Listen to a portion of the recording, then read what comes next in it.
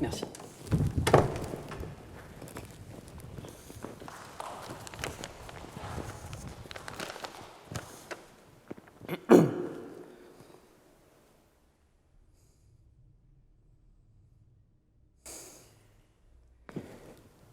Le grand cirque amateur d'art populaire et son commentaire sur le déclin des meubles passés par les fenêtres.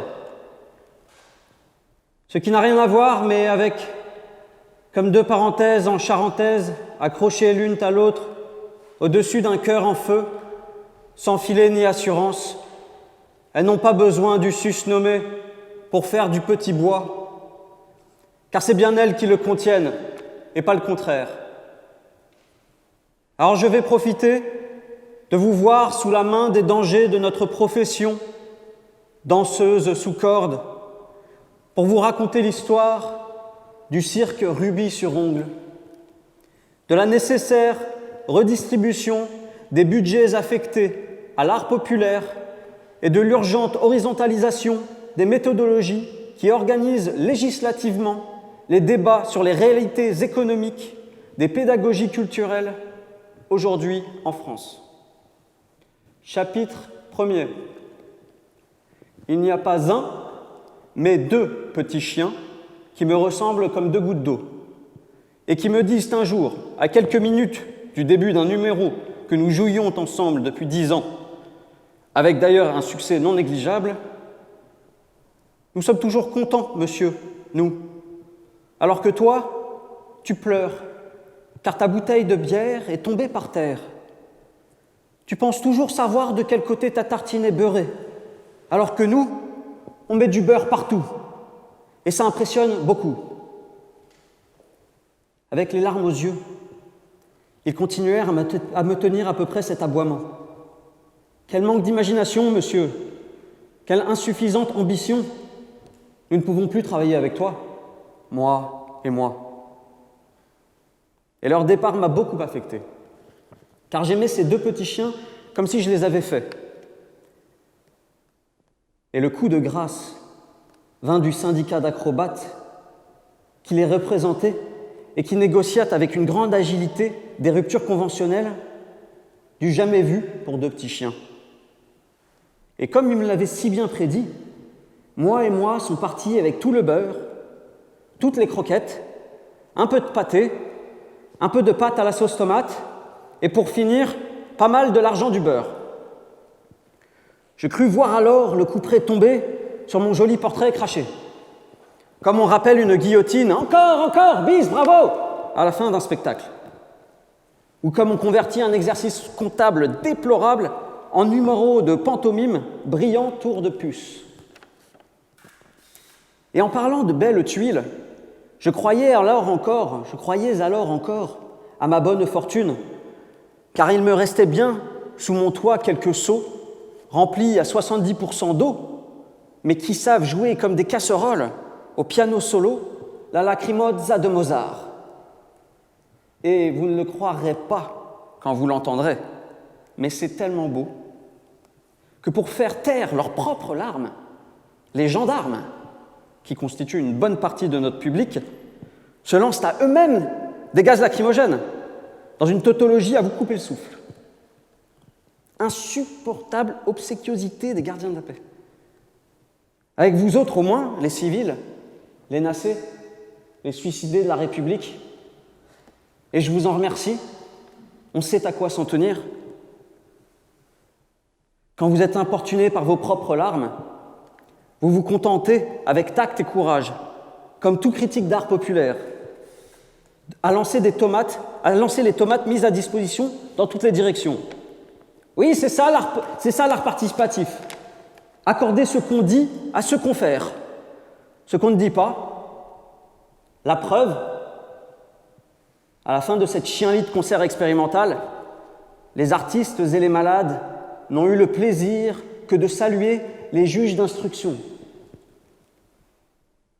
Et je peux vous dire que l'addition fut salée, à proportion, tout du moins, de la soupe de tomates qu'il était un peu trop au goût des magistrats, à cause des larmes, j'eus beau leur dire. Mais ce fut comme si j'étais un mime sans talent. Et infligèrent d'art des travaux d'intérêt généraux à tous les sots et les sottes qui travaillaient encore dans ce cirque et qui ne veulent plus donc aujourd'hui ni jouer, ni être marchés dessus, ni être marchés dedans, ni être renversés sur la tête d'un con de clown, car l'eau qu'ils contiennent et que nous contenons tous nous est vitale. Monsieur le Président. Alors, quand les sots en furent, quand les sots en fer durent claquer la porte qu'ils avaient entre parenthèses plutôt l'habitude de surmonter pour vous tomber sur la tête par surprise, ils me dirent qu'entre parenthèses, ils avaient plutôt l'habitude de donner des ateliers en milieu carcéral, pas d'en recevoir, et que là, c'est la goutte d'eau qui fait déborder le violon, dans lequel on pisse tous ensemble pour votre pomme depuis 10 ans. Non, on ne veut plus être ni renversé, ni même être renversant. On veut renverser l'ordre public. Je les cite. Alors ils s'en allèrent vers le pénitencier, tout violon sorti, en invitant les gens dans les gradins à jouer au jeu des chaises musicales, ce qui renversa effectivement l'ordre dans le public. C'est depuis lors que vous trouvez des flics qui se prennent pour des critiques d'art, et vice-versa. Moi, j'ai beaucoup pleuré leur départ, aux sots et aux sottes, ils s'entendent. Et dans la même famille des artistes de génie partis trop tôt, ce matin, là, Banane le clown blanc tire une tête de croque-mort un jour d'enterrement, dont il serait par ailleurs lui-même responsable, puisqu'il a tué un énième collègue Toto dans une glissade involontaire. Et pour s'en excuser, il poustillonne à la face du défunt la définition de la folie est celle qui consiste à répéter la même chose en espérant que cela change sa fin. Et au clown décédé de relever son gros nez pour lui répliquer que ce n'est pas au vieux singe qu'on apprend à faire la grimace. Sur ce, le rideau tombe sur Toto, le clown, sur Toto le clown, juste pour être certain qu'il soit vraiment mort de rire, et tandis qu'en coulisses, on roule la victime dans de la farine, ce qui est très dangereux. Croyez-en mon expérience. La banane et le fond de scène se font la malle, et d'étal créent leur propre spectacle à Saint-Barth. Vous voyez donc à ce stade d'où je tire ma motivation à vous le conter, ce commentaire au vitriol, ce brûlot, que dis-je, cette banane flambée. Car personnellement, et en fin de compte, je trouve très difficile, dans ces conditions, de travailler avec des professionnels à l'ego surdimensionné. Principalement car j'ai froid dans leur ombre, à cause qu'il pleut sous mon parasol, quand j'assiste à leur course de sacs de patates, tandis que moi, je dois tenir le stand de la pêche au canard avec la banane. Vous imaginez le portrait? Et pourtant, on me l'avait vendu en me prévenant qu'un parapluie sorti est un beau ciel bouché. Mais ce bon camarade-là, qui me l'a vendu, ce parasol, pourtant, j'en suis certain, il est comme moi, un fin commerçant.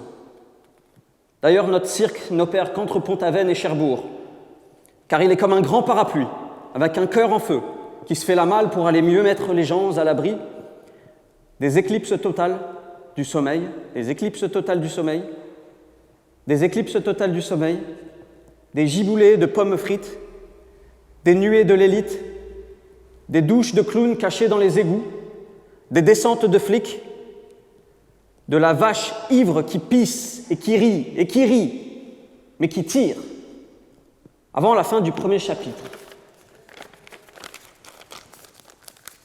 Moteur.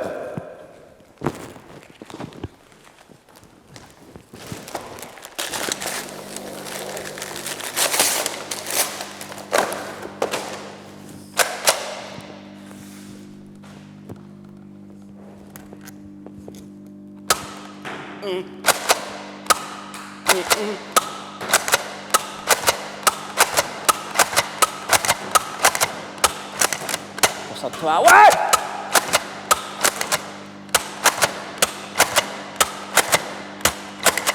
Perdu.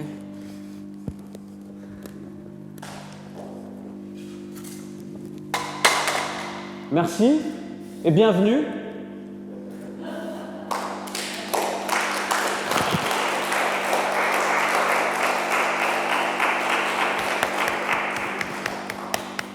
Merci Mathis et bienvenue, je vais parler près de ton micro. Okay. Ah oui, c'est vrai, vas-y.